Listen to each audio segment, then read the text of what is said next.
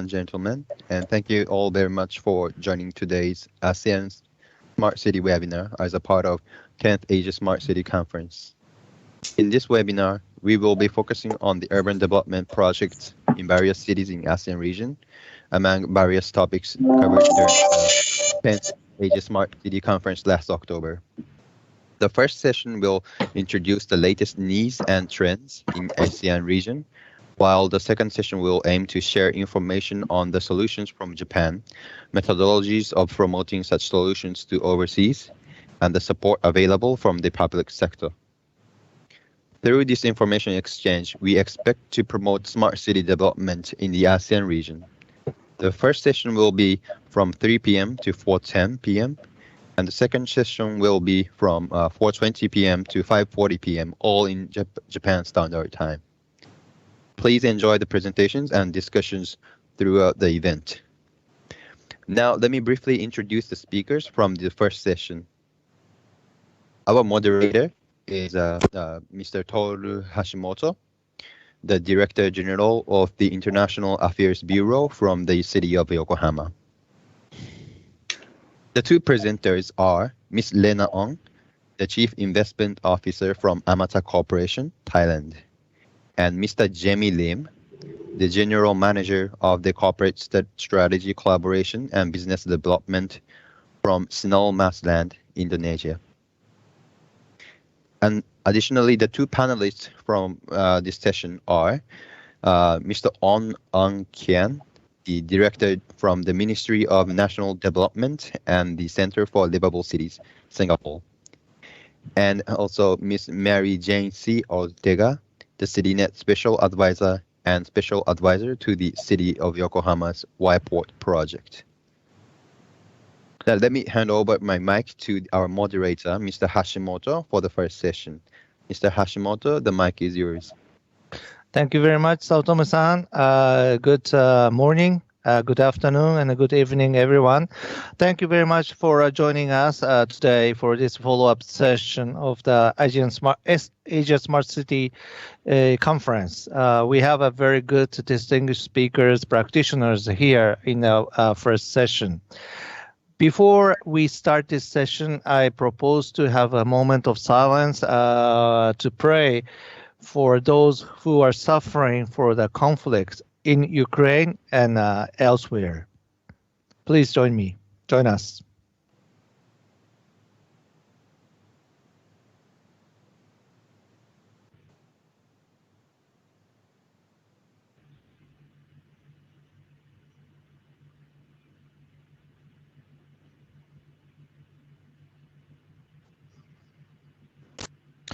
Thank you. The speakers are already introduced by Saotome-san, so that we have Lena here, Mr. Lim from, I believe, from Jakarta, Indonesia, and also that Mary Jane from Philippines, Alfonso early in the morning from Spain, and Mr. On from Singapore.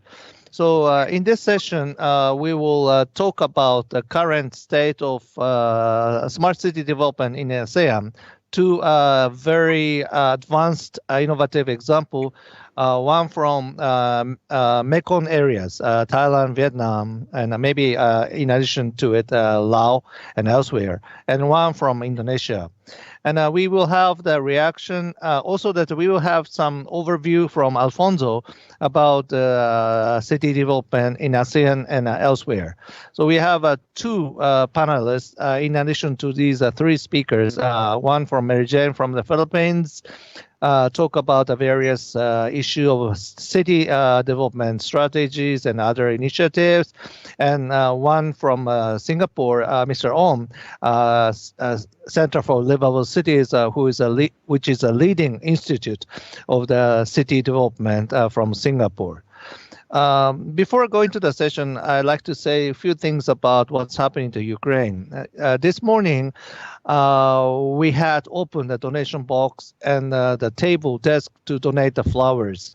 We have 56 years of a sister city relation with the Odessa city.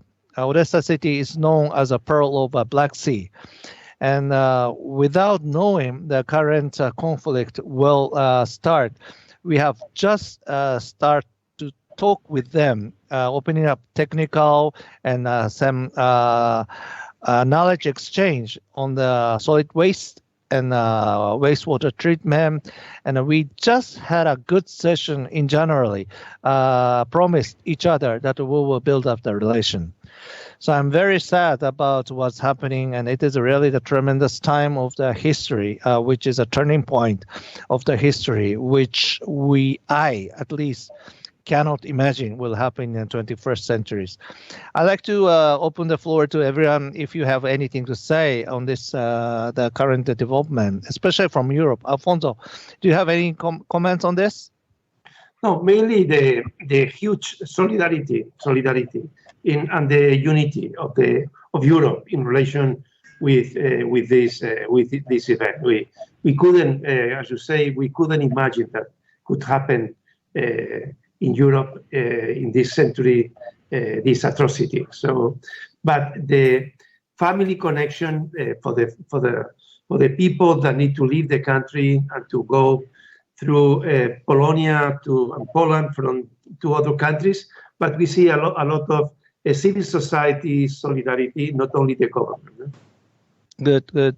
Mary Jane, Mr. Ong, any comments? Yes, I would just like to say that this event is very sad, but it has brought out the best in men. I admire our modern time hero, Mr. Zelensky, and also not only that, even the women and the soldiers, they have come up and they are heroes. And so for them, our prayers. Thank you. Okay, just a word from Singapore. I think what Singapore has done so far amid the conflict between Russia and Ukraine is quite known already. That includes the economic sanctions to make a stand, and then the co-sponsoring the UN resolutions, as well as there is a $2 million raised by the Singapore Red Cross within a week to help the communities affected by the conflict in Ukraine. That's about that. Right. Lena, Mr. Lim. I think we need to really extend our strong support to the soldiers, to civilians, who are really fighting the war right now. Even to some of the innocent Russians, right? I mean, some are already trapped in Thailand, and I hope that we should not extend the kind of hatred, to the civilians, Russians, because some are at the political level. So we should always use our loving kindness, right, to bring towards peace and resolution instead of having any violence begets violence. Yeah.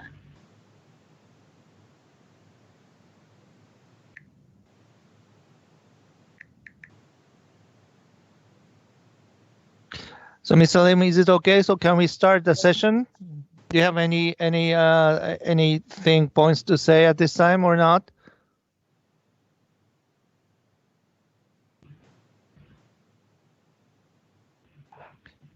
Maybe you are speaking, but your mic is off. I think.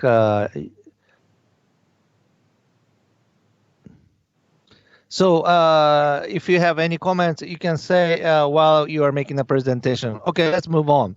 So in this first session of ASCC webinar, that we like to talk about new way of city building.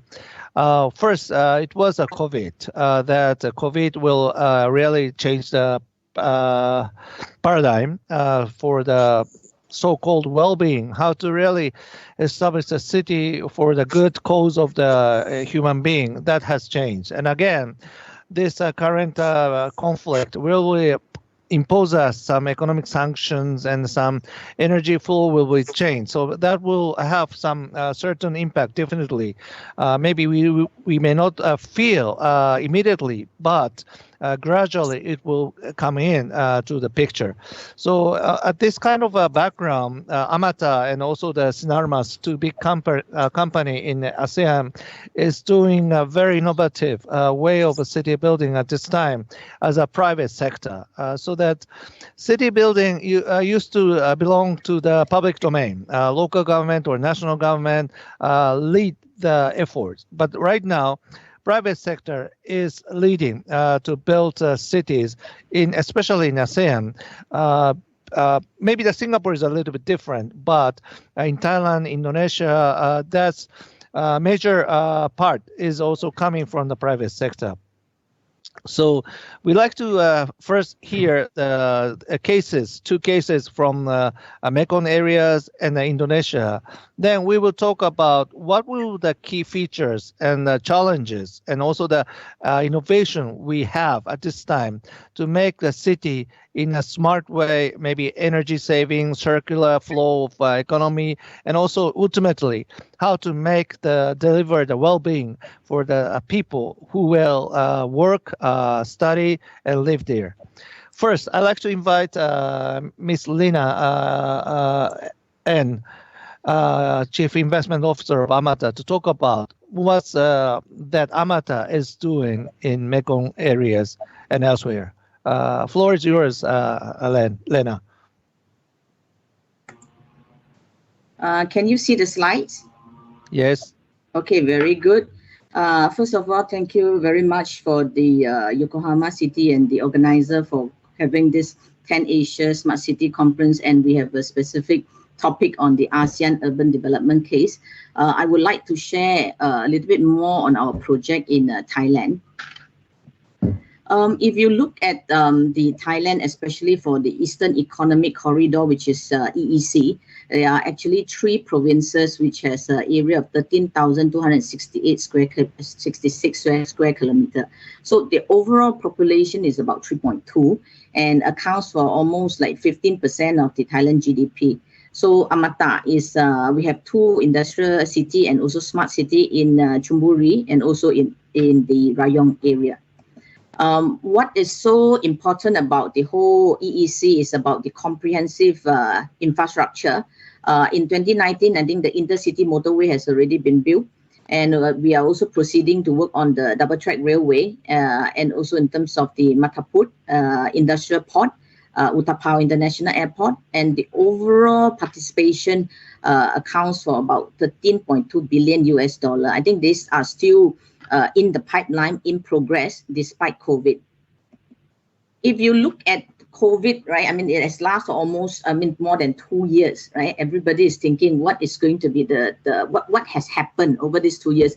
I must really give my strong appreciation to the Thai government, because throughout the COVID, besides handling the COVID situation, the economic team, especially the EEC, has also approved some of the special perks or incentive for the foreign direct investment and also investors that are moving into Thailand.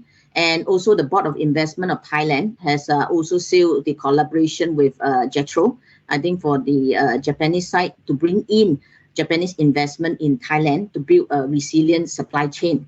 So there's also the talk on airport expansion, and also in terms of the new Pattaya scheme, right, for development in terms of the tourism. So things are still moving on despite the COVID situation. So there's also, these are the past project that has already been approved, right, in the EEC, including very important, which is the high-speed airport link, and also the airport link that is connecting the 3 airports. So maybe I just take a very quick overview on Amata, but I believe that a lot would have know us already by now. So today, I think we have close to about 300,000 of workers that is in the industrial city that we are in. Contribution of the factory output is close to 56 billion. Developed over 100 square kilometer of land, and we have 1,400 of very good international clients. And our goal is to reach 1 million population, 90 million in terms of the GDP, and 500 land area. So if you look at Amata footprint in ASEAN, I think we have been moving very closely in the ASEAN through Thailand, Vietnam, and then Vietnam we are moving very fast towards the north of Vietnam, and also our latest addition is Laos. Myanmar, I think we have been working on, but due to the coup d'etat situation, I think there's a KIV on the project. So if you look at our overall, the existing infrastructure and utilities, this makes us unique because we provide a one-suite solution for all the investors. So if you look at the our map, right, our development map, you will see that we are right across the Bang Na Chonburi Expressway and also Bangkok Chonburi Motorway. And with our existing estate, which is the Amata City Chonburi, we are also co-developing the International Smart City Zone that is about 1,000 hectares. And near to our entrance, there is the prime area. We are also working closely with the Yokohama Urban Solution Alliance and Yokohama City to build this second Yokohama City, right? The concept of having the urban development. So what exactly is the second Yokohama City concept? It is an extended scope of 250 hectares. The master plan has been completed by PCKK. I think it is sponsored by the METI, which is Ministry of Economy, Trade and Industry. I think appreciation to them. So this is the overview in terms of the master plan for development. So what is it? We would like, in terms of the first phase, to look at the R&D, because as Thailand moves towards 4.0, there will be more in terms of the incubation, technology, office, residential. We have an existing shopping within the Tesco Lotus, and also definitely the mixed use in terms of the high rise. And last but not least, of course, the medical, which is the hospital complex. So we are also looking into the healthcare. I think throughout the pandemic, we realized that there's a lot on impact for mankind. If we are looking at healthcare, in order to provide us with the necessity to create peace and happiness. So these are some of the areas that we will beef in for active senior residents, spa, rehabilitation clinic, and also some of the long-term inpatient facility. I think the proposed plan by the PCKK and the USA, actually we sort of like, I wouldn't say copied, but I think we follow very closely in terms of what Yokohama Minato Mirai, because we are very much inspired by what the Yokohama city has done for urbanization. So these are some aspects whereby we really hope to put into our master plan. And the key concept of the second Yokohama City, which we term as the Sabai project, would be research and development hub, sport and entertainment, and also healthcare. So maybe during the COVID situation, right, a lot of people would have stopped in terms of construction, in terms of their projects. But I would say that we are very glad that our first project is completed during the COVID pandemic. And I think in the previous Asia Smart City Conference, I've always been showing the perspective. And this is a project that is the first Japanese government funded project under the EEC through a joint, which is under the Ministry of Land, Infrastructure and Tourism, MLIT. And we have also our equity partner, Fujita, and Okura will be doing the hotel management. So what is the situation now? What is the status? So during COVID pandemic, I think I have led the delegation, especially to monitor the construction site, together with the Fujita Chief Engineer Takeuchi-san. I think he has ensured that there's a zero accident. And I think these are the ladies who are even doing some of the piling work inside the hotel. So this is the completed Hotel Nikko in Amata City, Chonburi, and this is the first international 4-star hotel that we introduced into the EEC region in Thailand. So if you take a look again, they have completed the building. So on the 11th January this year, I have also went to visit the hotel again through the brief introduction by the General Manager Sato-san and also Fujita Thai Engineer Takeuchi-san. So we checked the building, and we are happy that, in terms of certain areas, especially convention hall, the lobby lounge, the lobby, and rooftop bar, swimming pool, even the ofuro is completed. And if we also have facilities like the sauna and steam room, And this is the 12th floor executive lounge that you can see the view of the golf course. Guest room, residential suite, right? So this is one of the best suite that we hope to put up our VIP guests into this residence suite. Deluxe condo as well is all in line with the scheme of green, and also in terms of the materials that they use are all environmental friendly. And this is the area whereby we will hold the open kitchen area, whereby we can host the guests in terms of their dining needs.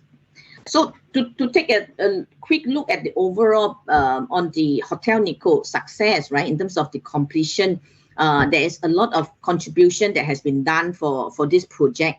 It is because of the teamwork, I would say, from a few key people. I think I would like to extend also appreciation to Ichiki-san from Daiwa House, right, who are one of the pioneer, and also our earlier batch from the Fujita, and definitely our joint colleagues who contribute a lot in terms of the effort and throughout the last 2 years, because construction has not been easy.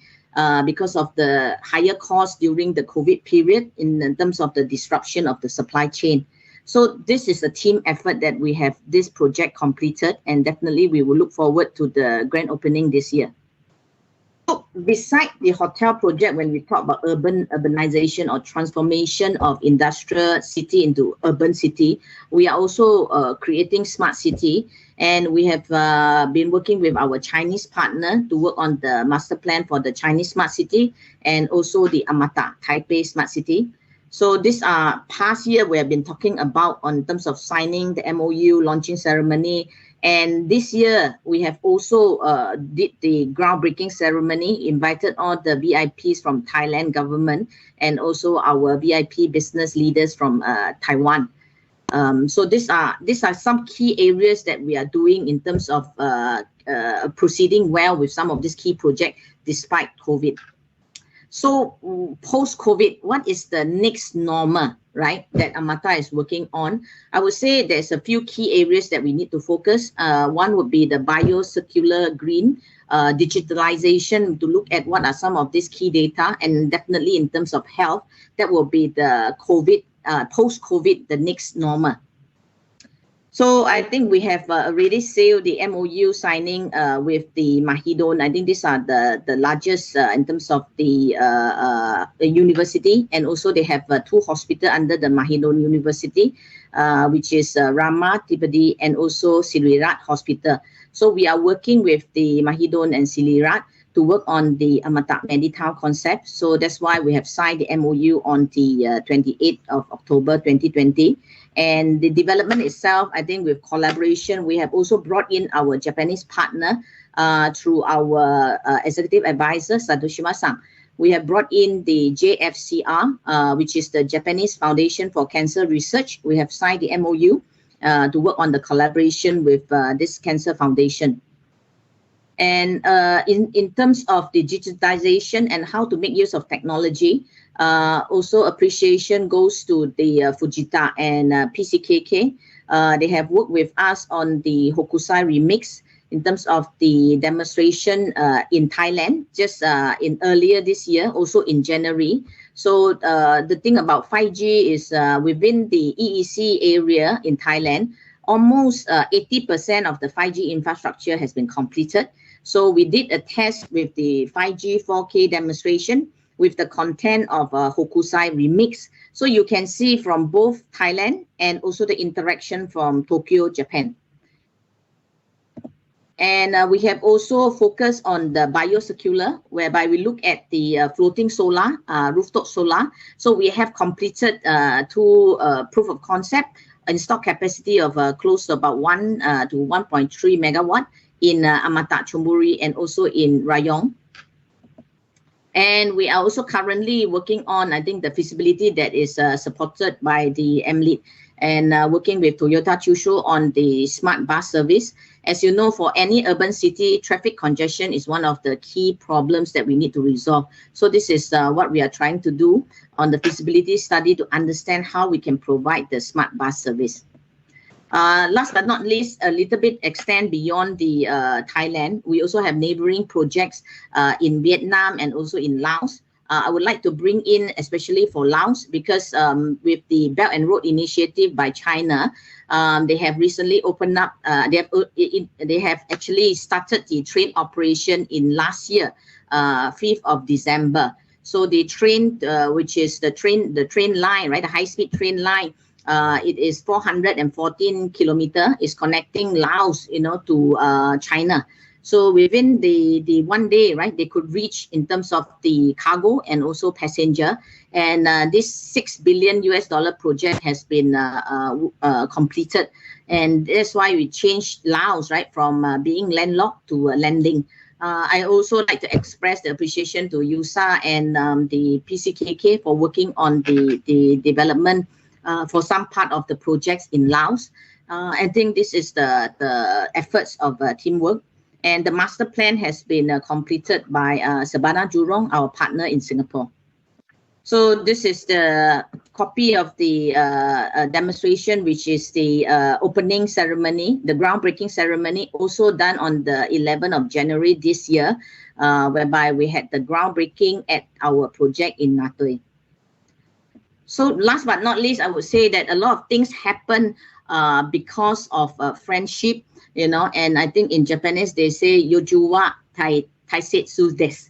Friendship is very important. So I remember in the 8th Asia Smart City Conference, right? We can see all the speakers from World Bank, from Spain, Dr. Alfonso, and many people, and also Hashimoto-san. So we have this comradeship, and we think that in order for things to work, right, whether it is during good times or bad times, good friends are really required in this special occasion. So I think if you look at some of these photos at the second the lower bottom, right, you will see these are this year, right, which is this year January, whereby PCKK staff bring in for the demonstration, and also in terms of the Japan embassy also came in from Sekikawa-san. He also come in to join us, and we also have the recent visit. I think just last week or this week, right?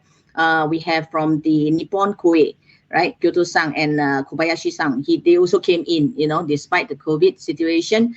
I would like to also highlight this gentleman, which is Komai-san from Fujita, Japan. You can see that he's smiling all the way, because he has, since the COVID, been staying in Thailand for a while, looking at projects and also collaboration with Amata. So one point to note is that they enjoy, they all enjoy the stay in Thailand, and definitely he looks almost 10 years younger, when he stay for Thailand for a while.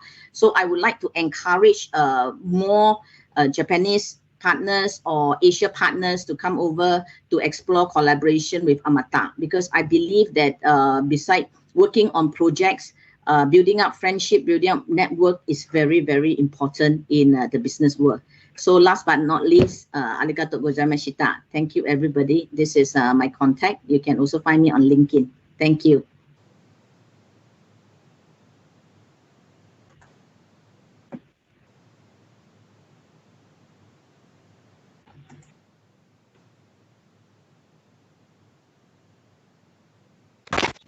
I was speaking without my mic off.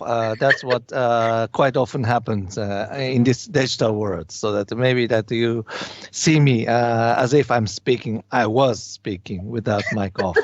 So I said, thank you very much for Elena for a very rich information. And I'm very happy to see lots of good smart city linked project is actually happening under your leadership. Later, I would like to reflect more on what you have said. Next, I'd like to invite Mr. Jamie Lim, General Manager, Corporate Strategy, Collaboration and Business Development, Synonymous Land. Mr. Lim, please, floor is yours. Hi, hello everyone. Thank you for having me. Allow me to share my screen. Okay, can you see my screen and my voice clear? All right. Okay, so we can start.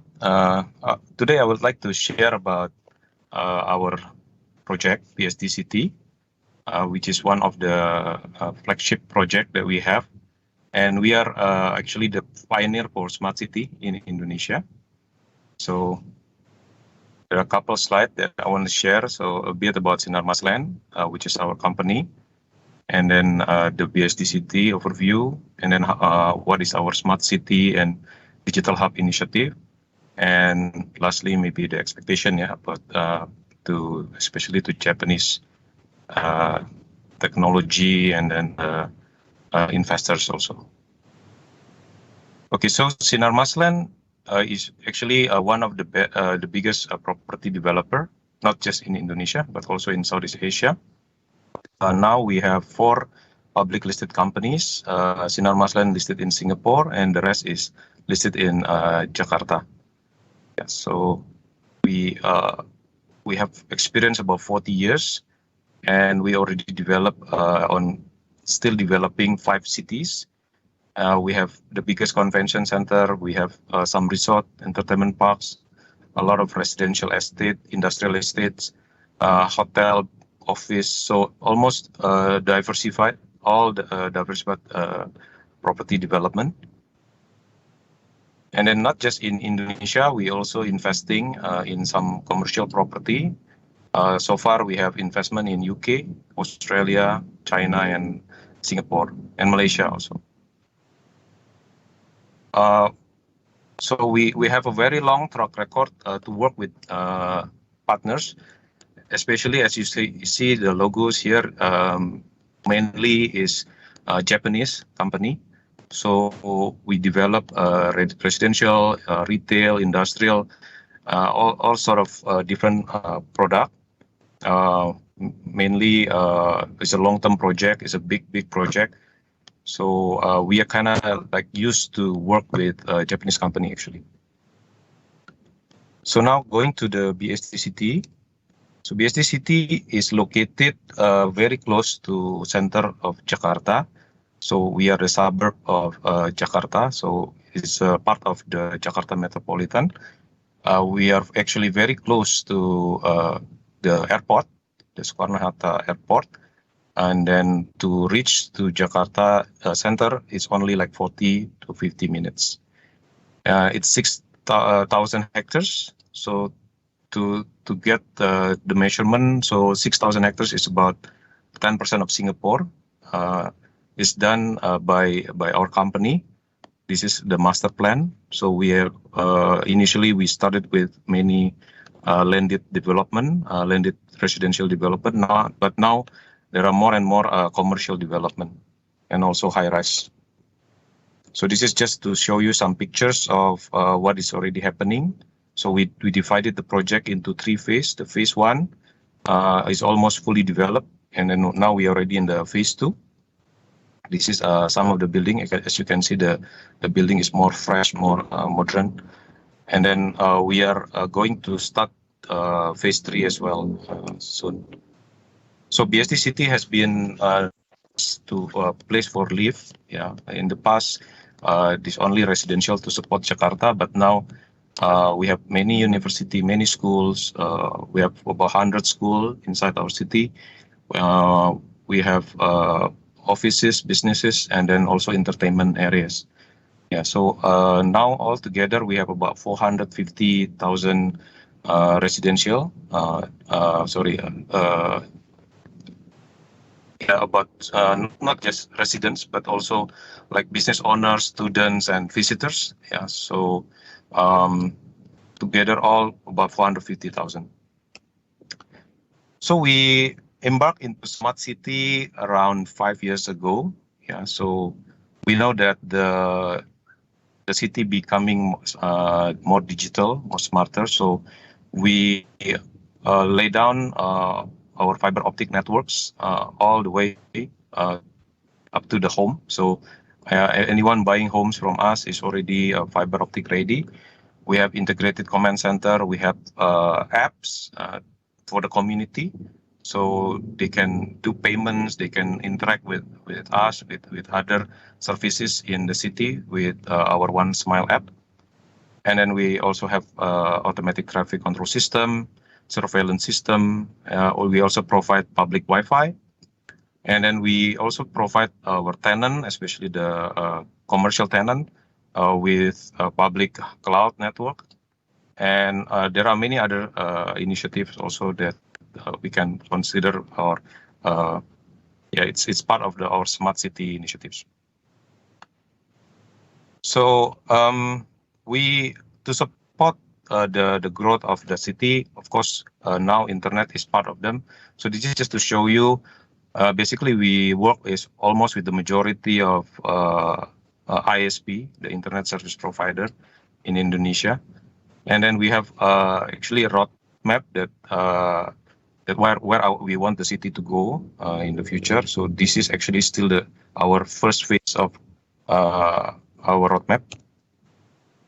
And then we also have a new initiative called Digital Hub, which we dedicate an area where we want to cater the digital companies, because Indonesia is one of the country in ASEAN that has a growth very rapidly in digital companies, tech companies, startups, right? So, and then we already have previously initiative to build a green office park where actually the tenant tend to be digital companies.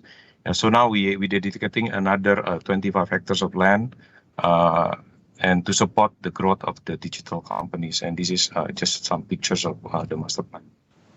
So we want this digital hub to be the ecosystem where we collect the talent pool, we build data center, we become an R&D centers, and so all the collaborations and the growth of this digital ecosystem can be happening here to support the job creation and also talent development.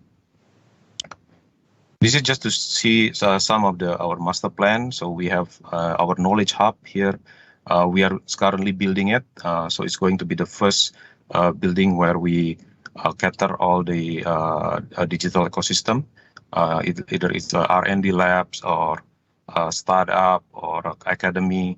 And then we have urban forest. So we want this to be an area that is green, open, so people can actually not just work, but they can also enjoy by being here. So, and then this is also our current project, Digital Love. We have already built some of the buildings here that will cater as a small, medium enterprise or startups that want to reside in this area. This is to see just some of the picture of our urban forest. And this is the Digital Love. So it's a small office building, but with a lot of technology in place. And this is just a view of the Digital Hub. It's a lot of open space to foster collaborations.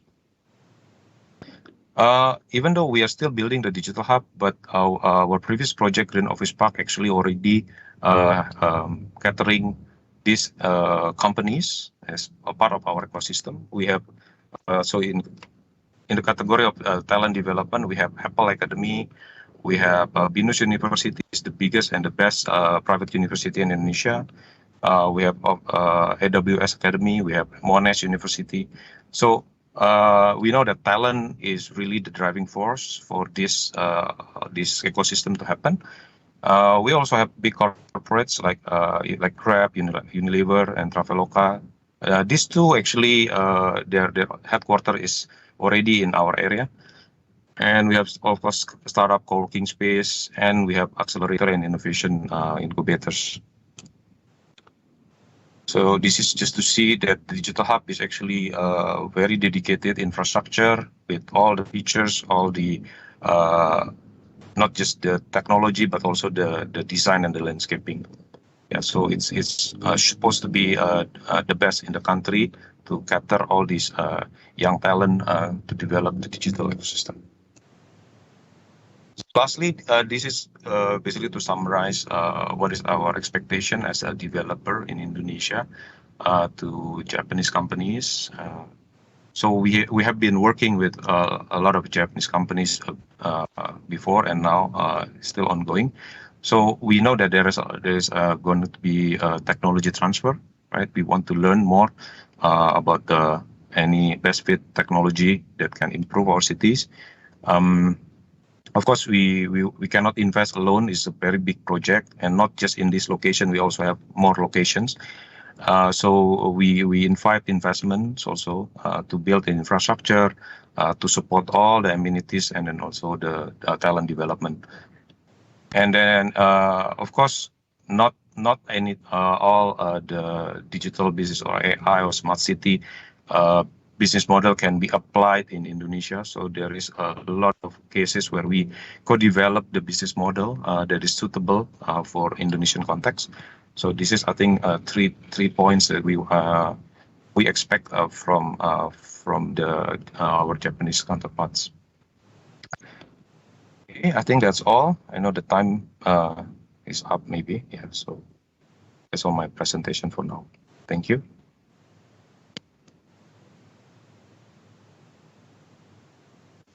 Yes, thank you very much, Mr. Lim. Your presentation includes what is the city development theme should be, and also that thank you very much touch upon the digital hub, which includes a very important element, including maybe the incubation startups and how to make city active for the future development. So at this moment of time, I'd like to invite Alfonso from Madrid. And he is very active in ASEAN already, but I'd like to hear from him about smart city projects in ASEAN and elsewhere, of course, and then what is the urban development challenge he considers. So Alfonso, floor is yours. Sorry, I have to say, Alfonso Vergara is the advisor to our Whiteboard Center, of course, and he's a founder of Fundación Metrópoli. Yes, floor is yours, Alfonso. Thank you. I will share my screen with you.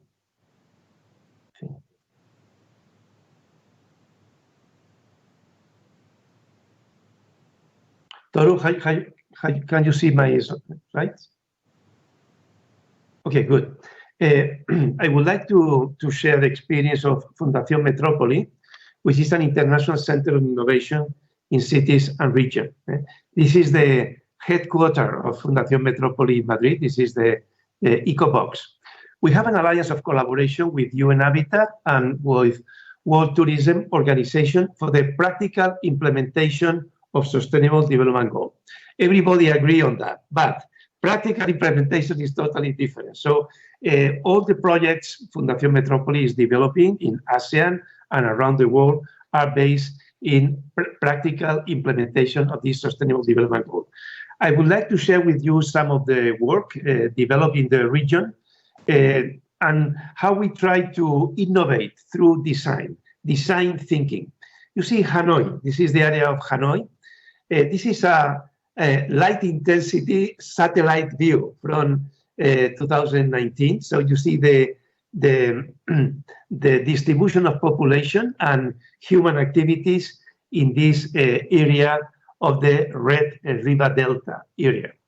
Hanoi, through our research, we found they aspire to be connected with two main cities in ASEAN region, with Bangkok and with Singapore. When we asked local leaders about the interaction with other cities and regions in Asia, Tokyo and Seoul are leaders on that. It's amazing the environment of this territory. We need to think beyond cities, beyond traditional metropolitan areas. This is the concept of introducing the environment and also the functional areas. Not only Hanoi, but also other cities around. This is an isochrone of 30 minutes, and this is an isochrone of 1 hour. So in this context, this Red River Delta territorial diamond, this territory has 30 million people living in this area. In this context, Vietnam attracted a lot of investment from Korea, from Japan, from Singapore, developing industrial zone. We are doing an exercise of creating in Eco Park and point of excellence to provide services, advanced services, and innovation to this industrial zone, industrial parks. So this exercise of Eco Park we began by articulating participatory process from people from public sector, private sector, and civil society organization. And we discovered through this participation, this philosophy for intervention, hybrid urbanism, design with nature, livable place, integrated community, place for innovation, and attraction of talent. These are the main objectives. So the design in this context, we want to design with nature, with water. Water was the first, the green zone, the pedestrian zone, and then when we design nature, then we design architecture. So architecture and environmental issues are totally connected. In terms of the typologies of users, we are exploring something we call the living blocks in the context of this part of the project called the digital village, a place for innovation. The block is very important for human interaction, the block. We are exploring this possibility of having the eco boulevards and the waterfronts around the block as a main pedestrian zone and the access in the center. But in any case, mixed use, a place for live, work, play, and learn, which is something that we have a consensus, will be really very important. Also, the innovation zone, hub of innovation, is very important. These are the result of the participatory process in which innovation is very important in all development, mixed use development. This is something we call phase zero. This is the area for startups, for university, co-living, faculty club. This is really very important. Also, in terms of typologies, we propose in this project a global corporation campus. Sometimes the high-rise have difficulties to articulate human interaction, to articulate public space. So we decide to propose this podium. The podium is the places that connect architecture with public space, and then having the bioclimatic architecture and the mixed use. So it's very important understand the typologies for having a public space, a space of exchange of ideas, innovation, and interaction. And even the connection with the tradition. These are the tradition of the Vietnam architecture, but we can have contemporary architecture with the concept of the relation between architecture and the water, the architecture and the public space. This is the Diamond City. This is the project we designed. This is a research. This is an experiment we would like to be implemented in different areas in Vietnam. Also, this is the proportion of the different users. And very important for us, the connection between physical form and digital form. This is the ITC integration platform. In particular, for mobility is very important. We would like to have pedestrian mobility as a key element of this project, and also integrating different technologies, different sustainable technologies in terms of mobility, and also energy. We can capture energy from building, from facades, from roofs. So it's very important, this connection.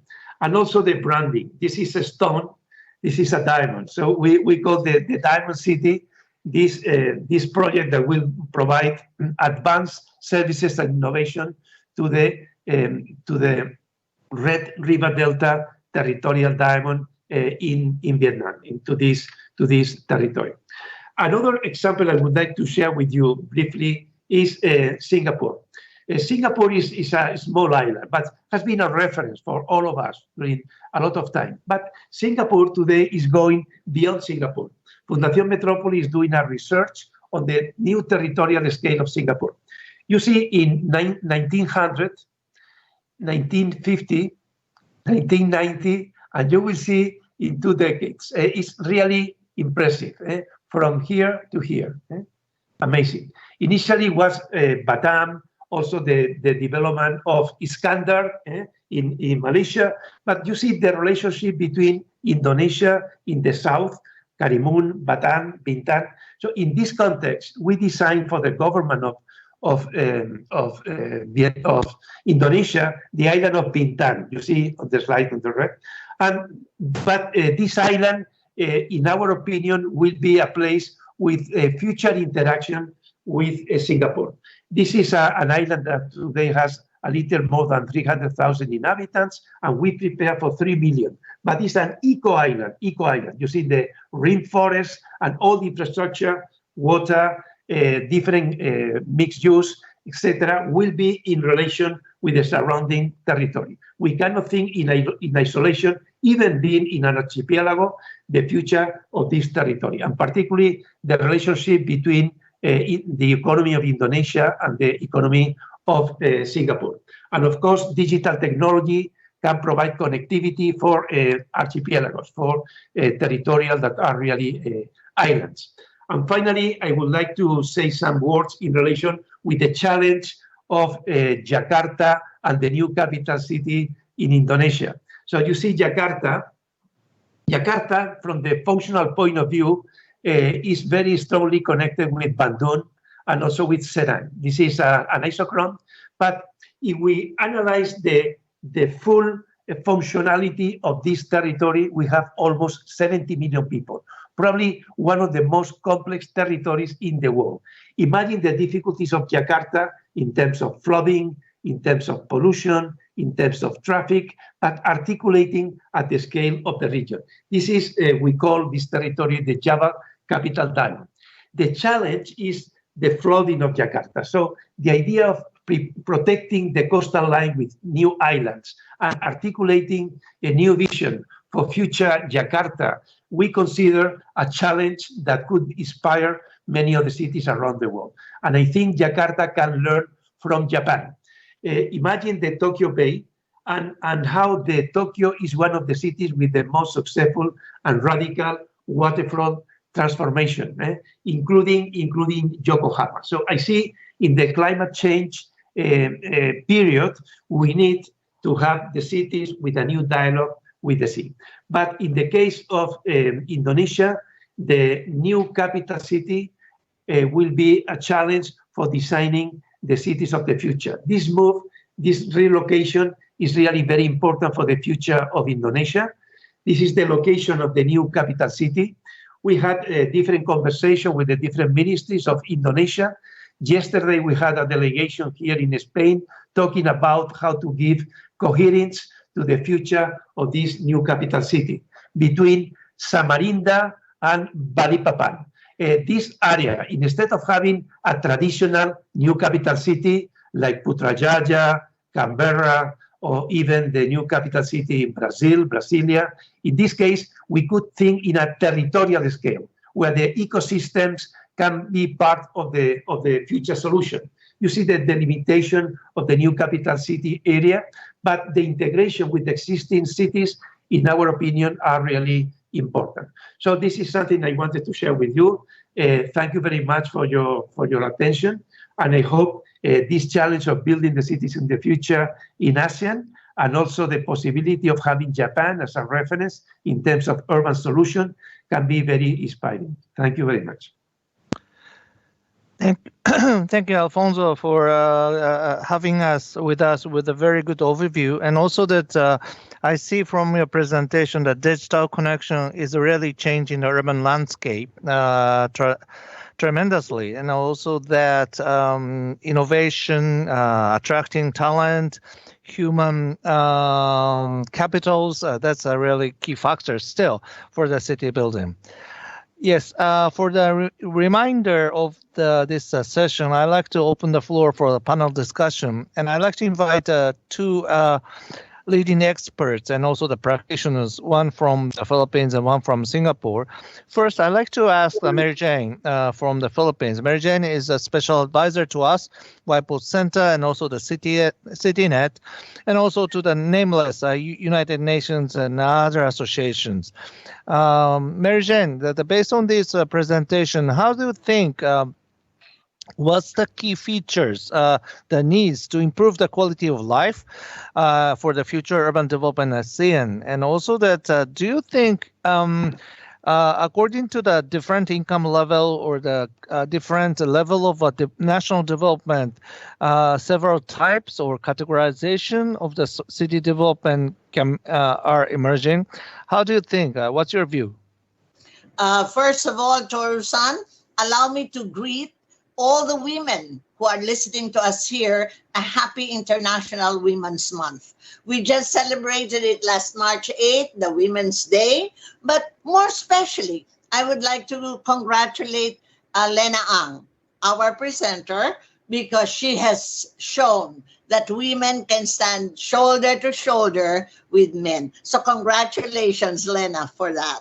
Now, on the question that you asked me, you know, I was just looking at things. The issues are the same. Some of them may have been transformed before because of COVID. But the most important thing is to now adjust. For example, because of COVID, we have to have a walkable city.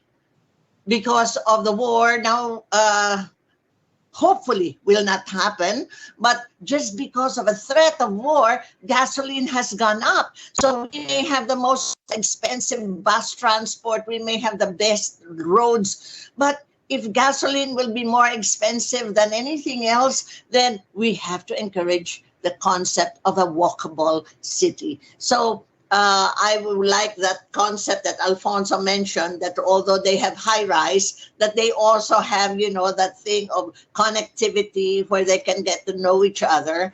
Because another thing that we had with COVID is that where friendships have been developed, I'm glad we were friends before COVID, and so we have been able to maintain it, but it's so hard to maintain friendships virtually. So these are the things where we have to adjust, and we really have to have cities that are up to digitalization. If you are not digitalized, then you will be left behind. And so to your question, do we now segregate cities according to their income level, according to their size, to their population? I think the most important is that if we would be able to make digitalization within the reach of everyone, whether you're a small city or a big city, then we will still be connected. We will learn from each other. Now, do you have a different approach, whether they're small, I think, or big? The most important is to also look at the features of the land, because, like for example, in the Philippines, those who have been living in Manila, a big city, but living in condominiums, learned what it is to be quarantined and to be, you know, like be a prisoner in their condominium. And so what have they done? They've started buying up beach lots here in La Union, because they believe that within 3 hours you can then have a beach lot, you can be under the sun. Then they are combining the condo city living with a rural city, small city living, thinking that 3-hour drive would be nothing. But then now that they've realized that it will become rather expensive, so you really have to have a city where you have eco parks and where you have a connection of, if you have the ridge to reef. And so these are the features that we need. One of the things that I have also noticed is we have to do something for education, because we said no face-to-face, and even a 1 year no face-to-face would harm the children a lot. We talked about the importance of friendship, of networking, but if you have a virtual learning, then you don't learn. You may develop your IQ, but you will not be able to develop your emotional quotient, or EQ. You will not be able to develop your social quotient, nor your adversity quotient. Because if you don't have sports and you will just be winning each time when you play by yourself, then you will not know how to deal with life. So this is really more where small, medium, or big will not really matter so much. It is on what you have. And the most important that we can see right now is to have a healthy environment. A healthy environment where you'll be able to cope with COVID. An environment where you'd still be able to have a healthy life. So I have been in the steering committees of Safer Cities. So Safer Cities not only being safe now from criminality, but also being safe from natural causes and from medical causes like COVID. You don't know whether these problems will even be transformed into bigger ones, hopefully transformed into smaller ones and disappear. So we have to be adjustable. But the most important is I would like to say that what we need is a rectangular cooperation. We have talked before of a city-to-city cooperation. We have talked of a triangular cooperation. And I would like to espouse the rectangular cooperation where you may have a platform like CityNet or probably the Asia Smart City platform. And you will have the city of Yokohama reaching out to other cities like cities in Indonesia, in Bangkok, in Thailand, and other neighboring countries. And most especially, we need technology. It is not only enough that you have the city-to-city partnership and a platform. You need technology, and we have seen that Japanese technology have been availed of by Amata. They have been availed of by most of those developing a city concept. So rectangular cooperation is important, whether you are big, small, north city or a south city. What we have to do is we have to help each other. So I would like to congratulate you, Toru-san, for you had this concept of the Asia Smart City years ago. And we hope that we would be able to help ASEAN countries as we also reach out to Madrid and learn from them, learn from the past cities, so that we would have cities that would answer now to the needs of people, where my children and grandchildren would be able to cope with the challenges of the future. Thank you, Mary Jane. I totally agree with you. And also that when we started this conference 10 years ago, well, the smart city has more of the flavor of a digital only, like a digital flavor, but we have more the human faces. And actually that we are continuing to discuss this among the friends. That's really shaping up the common ground. Mary Jane, I'd like to pass on to Mr. Om to Singapore at this moment of time, because we have limited allocated time. Mr. Om, that we always envy, I like to say envy, about the Singaporean strategic way of leading urban development in Asia. So, well, I believe that you will not reveal your secret today, but how do you strategically looking at wide variety of countrywide needs of other countries about urban development, and how you are proposing a very much unique proposal for the urban development and actually building it? So, Mr. Om, how do you see the urban development from Singaporean way of doing things? Okay, I think Singapore has it easy because compared to countries like Japan or other countries, actually we are one of the members of ASEAN since 1967. And because we are so close to this region, we have in a way, quite first-hand experience of how cities are developing. And in fact, ASEAN as a political platform is very much connected. And there are more than dozens of platforms since then to facilitate the greater efficiencies in the coordinations of the various ASEAN pillars and more effective implementations of the projects and initiative. We look at ASEAN a lot because Singapore is a very small country. I don't think we can solve the problems of the whole. And when we want to develop, we also need to take into considerations of the regional development, because how regional cities develop is going to impact a lot of Singapore's developments also. So in order to provide better kind of ASEAN connectivities, and I think all of us know that in 2018, Singapore started this ASEAN Smart Cities Network. It was basically launched by the Ministry of Foreign Affairs in Singapore, and also CLC. And the so-called ASEAN Smart City Network is exactly the kind of platform where ASEAN cities can really learn from one another. I don't think there's any secrets formula, for in order for us to develop a smart cities.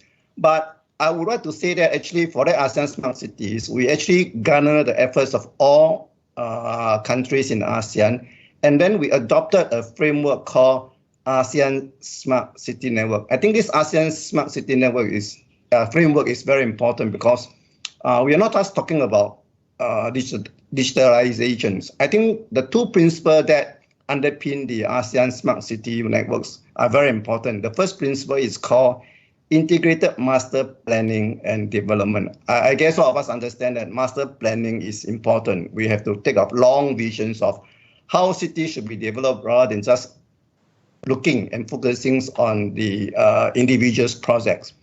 And the second principle, which is more important, is we call it a dynamics governance of city development.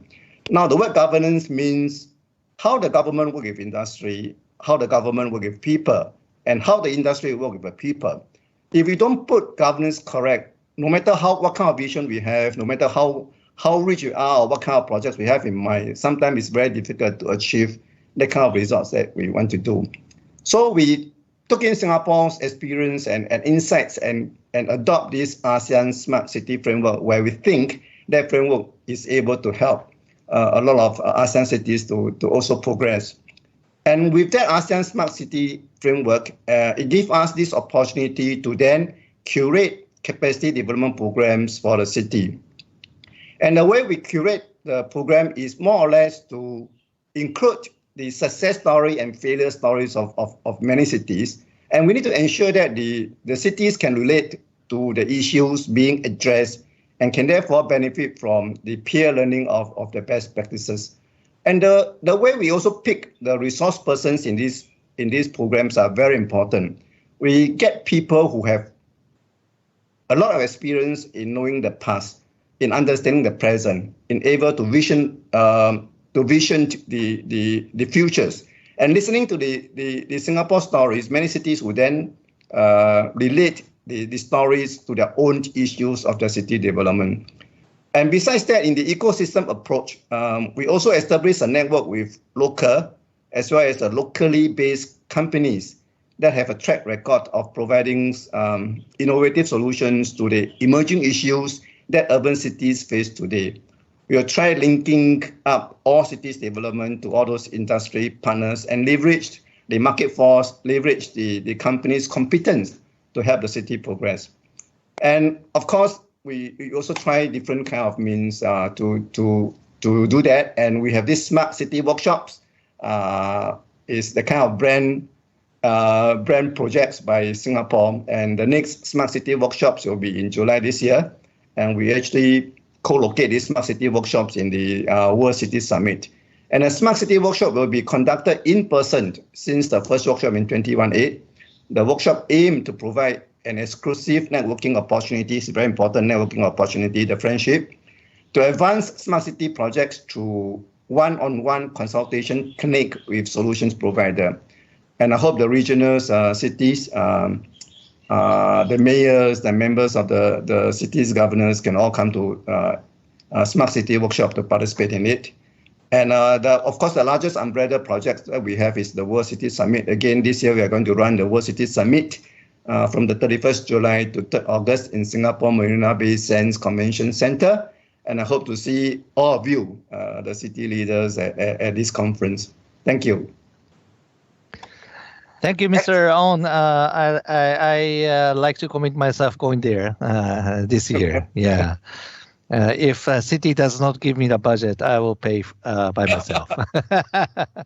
Right. I have to say, unfortunately, there was so much rich information provided by all the panelists and then also that presenter. So I'd like to go quickly with Lena and Mr. Lim and finally to Alfonso. If you have any final say for the development. Actually, for the private sector, you have to reconcile the value. At the same time, you have to make a profit. Yeah, that's the difference between the public and private. So how do you see that, that while you are aiming high, actually from your presentation, Amata and Sinarmas is really aiming high for the city development, but you have to make a profit, right? So that with that limitation, if you have anything to say to provide to us, very, very quickly, because I have to pass my to the next session. And also, Alfonso, if you have final say, please provide us. So, Lena, Mr. Lim, and Alfonso, in this order, please. Yeah, ladies first, right? So I get to say first. Okay, so maybe I think the key fundamental, as you mentioned, right, is about the returns. But from a city development mindset, we have to take a strategic IRR, meaning to say we have to take a longer vision, right? And when we take the longer vision, I think one of the key important factor is about financing. So it will be very good if we can collaborate with the governments that are involved, right, to provide a longer term financing, right, so that the interest rate is more attractive, for developers and partners to contribute. So just now I mentioned about the next normal, right? If we are moving towards digitalization, especially for the BCG, biocircular and green, right? The part on the financing is very much important, and also in terms of health. They were saying that if you want to invest in healthcare project, you might as well invest in Victoria's Secret, So that is what people is saying, right? So I would say I would encourage a lot of the international organization or the banks, right, to look into a more comprehensive financing scheme, right, from the green project for city project, because that is for the longer term. And I think that will be very important, because at the onset of the Russia-Ukraine war, right, the gas prices is pushing up, and there will be a lot of the inflation, and the central bank are also increasing interest rate. So we are a lot of the economy are just suffering, post pandemic.